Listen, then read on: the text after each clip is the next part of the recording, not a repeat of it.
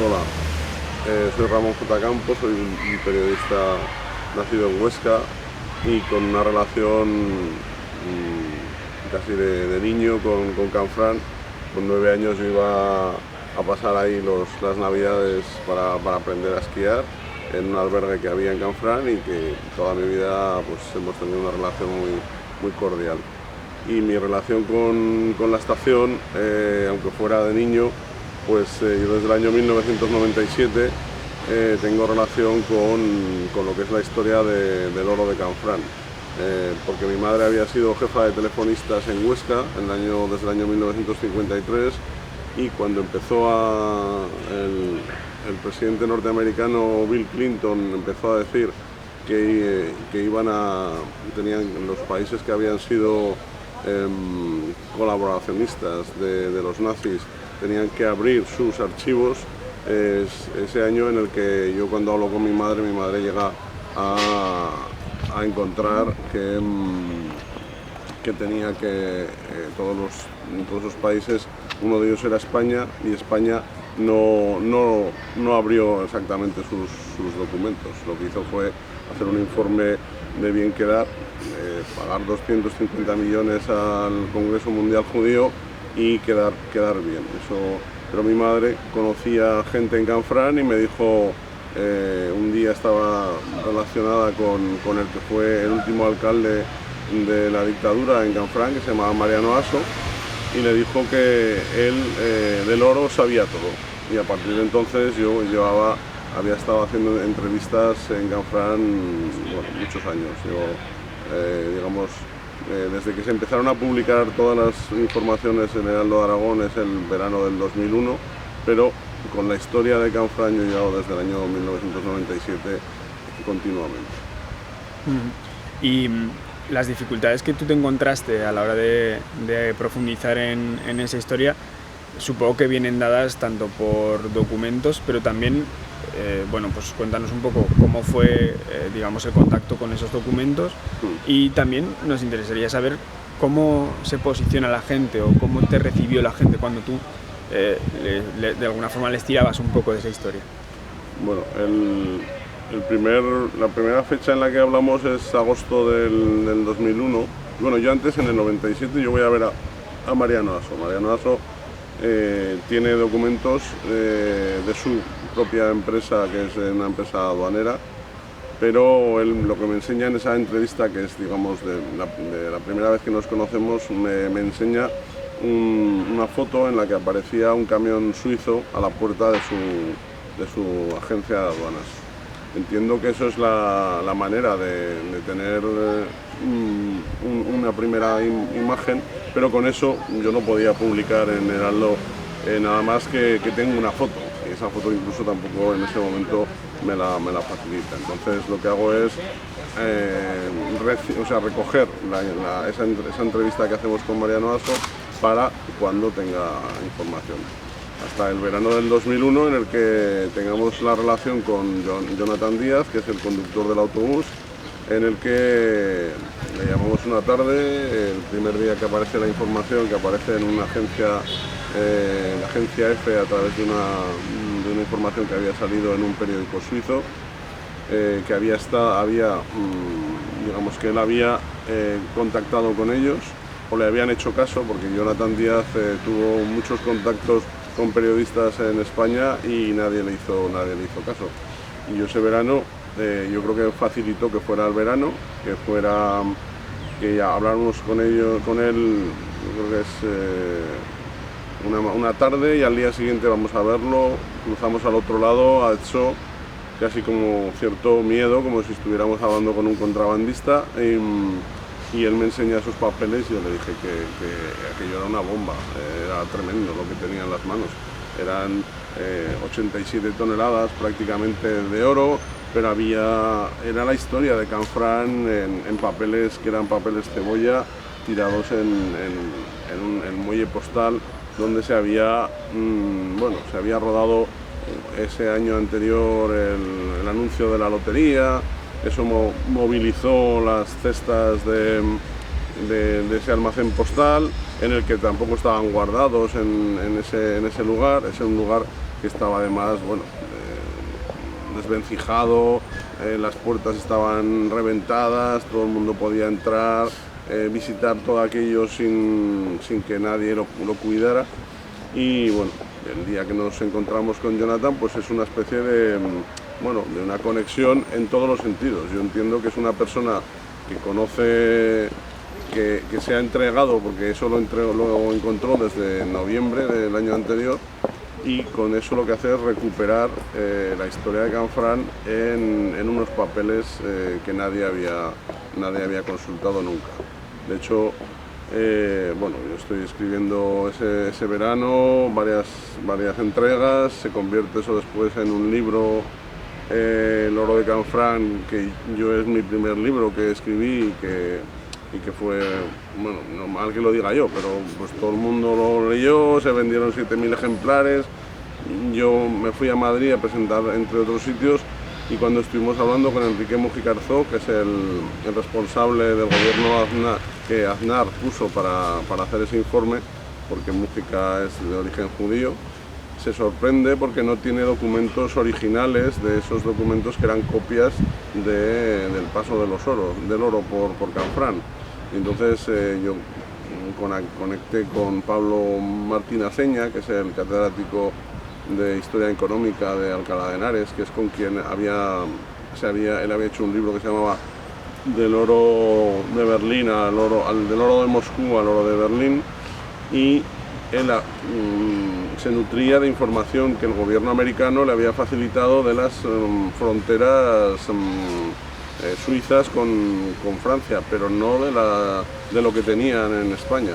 Entonces se sorprende de esa información, y bueno, lo bueno es saber que a partir de entonces Canfranc no es un gran desconocido, ¿no? Sino que a mí me viene, yo siempre digo que para mí el oro ha sido una punta de un iceberg. Es decir, a partir de entonces hemos dibujado, o he dibujado a través de un par de documentales, uno que se llama Canfranc Kilómetro Cero y otro que hemos hecho ahora que se llama Juego de Espías, cómo eso dibujamos lo que fue la Segunda Guerra Mundial en Canfranc.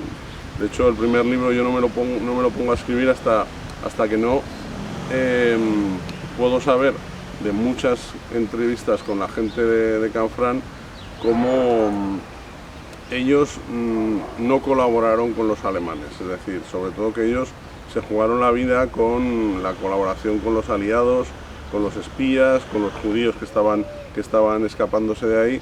Digamos que necesitaba una historia redonda, es decir, a mí que solo el oro pasara por ahí, bueno, puede ser muy... Yo ayer estaba en un programa de ámbito nacional hablando de esto, pero no es exactamente lo que a mí me necesitaba como periodista, sino que necesitaba darle la vuelta a la historia y encontrar pues cómo los gentes de Canfranc que acabaron por la bolsa de Bielsa y que acabaron exiliados eran los que estaban al otro lado, en la parte del Valle del Aspe, montando la 10ª Brigada de Guerrilleros, y son los que echaron a los alemanes de su pueblo. Los Hilario Borau, toda esa gente con los que yo he tenido contacto bastante cordial, con la familia, sobre todo Borau, Vieites, que son con los que tenemos información y buena historia. Han pasado muchas cosas en todas las entrevistas con la gente mayor, siempre lo cuento, y los primeros y los más valientes eran Victoria Navarta y Daniel Sánchez. Ella lo tocó el oro y él lo cargó. Era una persona que trabajó en el transbordo, y ella había trabajado en el hotel, perdón, en la fonda de Marraco. Y eran las dos visiones que tenían en esos lingotes de oro, ¿no? Ella, donde vivía, ellos acabaron esa entrevista diciéndome si les va a pasar algo por contar eso. Y eso estamos hablando del verano del 2001. Y yo les decía que llevamos más de 30 años de democracia y que entendía que no les iba a pasar nada. Pero sí que en todo ese tiempo lo que sí que hemos conseguido es desvelar y sacar los secretos de los armarios, para que a ellos no les pasara nada. Yo creo que es un problema de miedo. de haber vivido 40 años después en una dictadura en la que les transmitieron lo que pasaba allí. Y bueno, yo creo que Canfranc en esos años de la Segunda Guerra Mundial se convirtió en una especie de paraíso de la libertad, con todo lo que fue. Es decir, los primeros años, miles de personas escapándose en esos trenes, gente que los recordaban incluso físicamente de cómo iban, la gente que escapaban llevaban sombreros. Era una de las imágenes que ellos lo guardaban como su recuerdo, pero su recuerdo de algo diferente, de distinto de lo que estaban viendo ellos estaban viviendo en la posguerra. Y después como ellos, Daniel no decía lo que pesaban esos lingotes, o sea, lo que llevaba en la maleta llevaba 5 lingotes y pesaban mucho. O Victoria, pues lo que hizo fue transmitir los recuerdos también de la familia Marraco. La familia Marraco, que es muy fundamental en toda esta historia, como la familia Lelé. Cuando yo empiezo a contar esta historia, yo recibo una carta, que es una carta, bueno, yo creo que es vital en todo este recuerdo, que es de Víctor Fayren, que es el yerno de Albert Lelé y catedrático de Derecho Procesal. Yo soy licenciado de esta facultad de Derecho, y su recuerdo es bastante redondo. Es decir, él lo que quiere es que una persona como Lelé, que no había sido conocido nunca y lo único que había sido nombrado colateralmente en un libro del coronel Rémy, que apenas hubo 200 ejemplares de ese libro en Francia, se reconociera su papel, pues a mí me mandó una carta con 10 folios en los que era como, bueno, ¿qué más quieres, no? O sea, que alguien, su hija, Janine, y su yerno, cuenten cómo él se escapó de Canfranc, de allí, ¿no? En septiembre de 1943. Bueno, Albert Lelé es el personaje, uno de los personajes de la historia de Canfranc, porque en esa carta nos cuenta Fayren primero como a él le ofrecieron contar su historia, le pusieron un cheque encima de la mesa, una gran editorial, y él dijo que no. Él dijo que no había querido chulear a la República, que él era un bretón, que él lo hizo por como él se presentó a una brigada de la resistencia que se llamaba André Manuel en Pau, y él le dijo que donde más necesitaban la resistencia y las redes de espionaje era en Canfranc, porque era el lugar donde comunicación, en uno de los sitios tanto por el teléfono como por los trenes, y como él por allí cuentan cómo contó su yerno, cómo pasó por allí la primera radio de la resistencia, que la pasaron el coronel Rémy, precisamente viniendo desde Lisboa. Esa conexión es la que nos abre la imagen de lo que realmente era la importancia de Canfranc, porque él cuenta también cómo ayudó a miles de personas, incluso dejándoles dinero, un dinero que era personal, que no era de la resistencia, y que ellos después, algunos los devolvían, otros no, como su manera de comunicar, incluso después de varios encuentros con ellos aquí en Zaragoza y en Madrid, pues llegó a recibir imágenes, una fotografía con Ángel Sanz Briz, que es como digamos una manera de cerrar lo que fue esas vidas paralelas, ¿no? Si uno salvó 5.000 judíos documentado en Budapest, pues Lelé, que no solo eran amigos, sino que después la providencia los lleva a los dos a Bayona, uno como cónsul y el otro como jefe de aduanas allí. Pues bueno, es una manera también de cerrar historias, ¿no? En el caso de Lelé, él es una persona que se escapa de allí porque la Gestapo va a buscarlo en septiembre del 43, cuando han convivido con los alemanes allí prácticamente un año. Es el año en el que la llegada de los alemanes en el invierno del 42 cambia esa escena, ese idílico lugar del tren de la libertad, son eslóganes que yo voy creando. Soy una especie de agitador, y lo digo presumiendo de lo que es la historia de Canfrán, haberlo convertido en que muchos periódicos y medios de comunicación de todo el mundo han venido aquí a contar la historia que nosotros hemos contado desde el Heraldo de Aragón, con una web, cuando no se hacían webs de internet en el año 2003, nos dan un premio nacional de periodismo digital, pero luego la SND, que es una sociedad internacional de diseño, nos menciona que en ese septiembre, cuando se publicó, pues no había nada igual. O sea, cómo se había transmitido el papel a internet cuando nadie hacía eso. Todas esas cosas, lo que sirve es que haya muchas difusiones mundiales. Yo he estado con periodistas japoneses, americanos, británicos, alemanes, franceses, suizos. La gente ya les suena lo que es Canfrán. Y Canfrán, en ese sentido, yo creo que sirve también para que la gente vea que no pasa nada por contar lo que pasó allí. Eso es lo que en este tiempo ha servido para ahondar y por cerrar la historia, ¿no? Entonces, bueno, por cerrarlo también, Fairén nos cuenta cómo se escapa lo que será después su suegro, vía Zaragoza-Madrid con un taxi que le facilita el cónsul francés de Sabiñánigo, Robert Lamy, y después en Zaragoza su propia familia, los Fairén, que es el padre de Fairén era un catedrático, un otorrino, un médico, en la calle, en el Coso, es donde le facilita un taxi de un amigo suyo que lo lleva físicamente hasta Madrid. De allí acaba en Gibraltar, primero en Sevilla, se tapa, se maquilla y se mete en un barco y acaba al final en Argel. Lele es una persona a la que le ofrecen ser ministro de la República y no quiere volver a ser.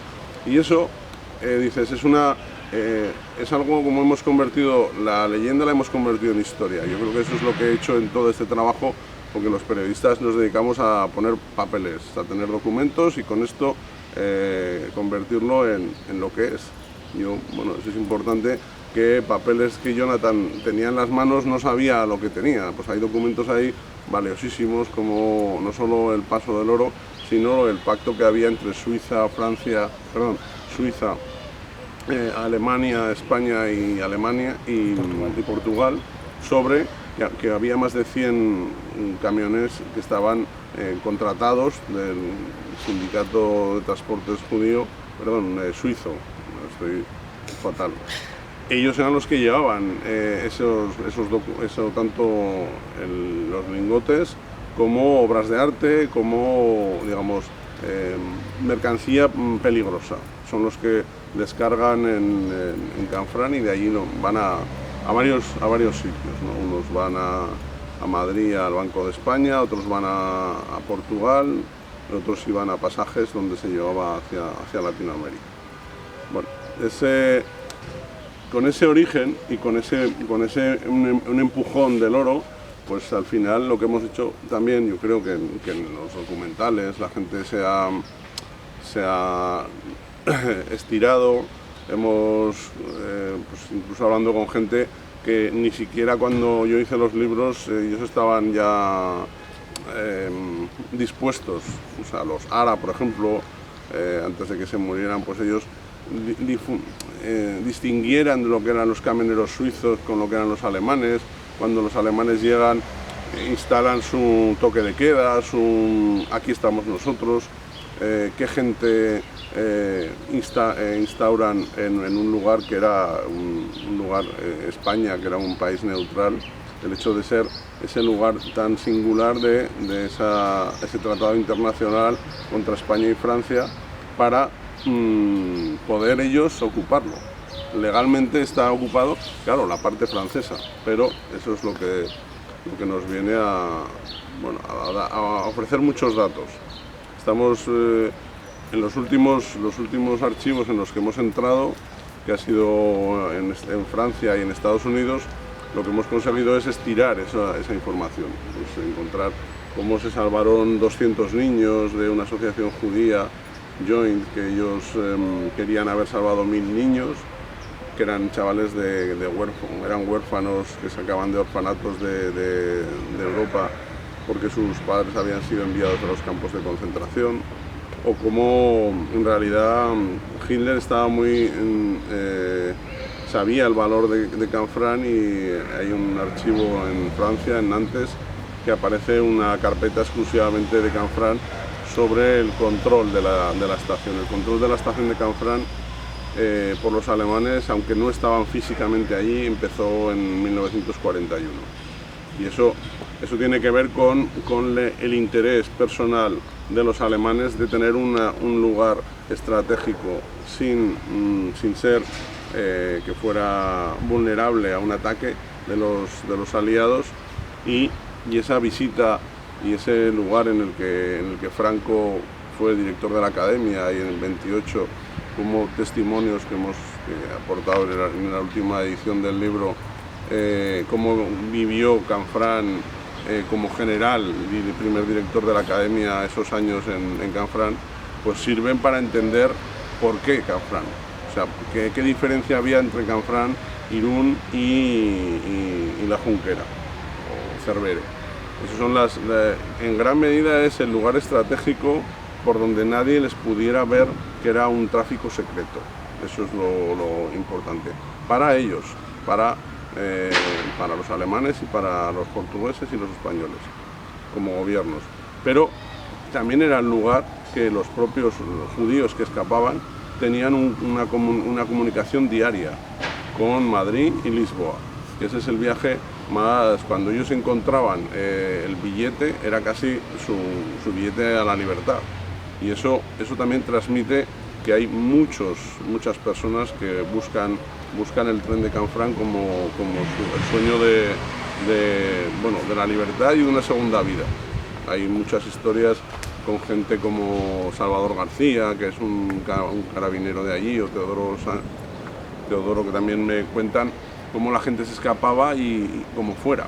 Y él incluso, Salvador García, que estaba en el Portalet, cómo llevaba a la gente del Portalet hasta allí por Canal Roya, llevándolos, y al final esa relación tan extrema con húngaros, con polacos, con gente que escapaban del genocidio, como al final pues acaba con una petaca. Me regaló una petaca, y con eso es una historia, yo creo que es al mismo tiempo tan dura como romántica en muchos de los sentidos.